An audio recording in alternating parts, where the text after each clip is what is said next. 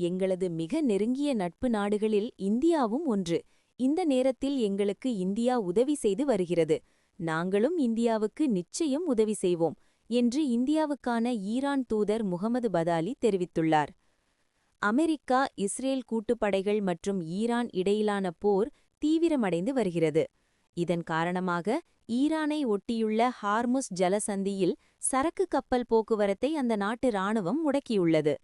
இதனால் உலகம் முழுவதும் கச்சா எண்ணெய், சமையல் எரிவாயுவுக்கு கடும் தட்டுப்பாடு ஏற்பட்டுள்ளது.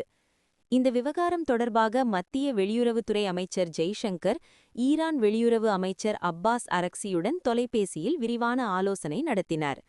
இதைத் தொடர்ந்து ஹார்முஸ் ஜலசந்தியில் இந்திய எண்ணெய் கப்பல்களுக்கு ஈரான் அனுமதி அளித்திருப்பதாக தகவல்கள் வெளியாகின. அதேநேரம் இந்த விவகாரத்தில் ஈரான் அரசு இந்தியாவுக்கு எந்த உத்தரவாதமும் வழங்கவில்லை என்று சில செய்தி நிறுவனங்கள் தெரிவித்தன. இது தொடர்பாக இந்தியாவுக்கான ஈரான் தூதர் முகமது பதாலி டெல்லியில் நேற்று செய்தியாளர்களிடம் கூறியதாவது: ஈரான், இந்தியா இடையே மிக நீண்ட காலமாக நட்புறவு நீடிக்கிறது. எங்களது மிக நெருங்கிய நட்பு நாடுகளில் இந்தியாவும் ஒன்று. ஹார்முஸ் ஜலசந்தி வழியாக இந்திய சரக்கு கப்பல்கள் கடந்து செல்ல விரைவில் அனுமதி வழங்கப்படும்.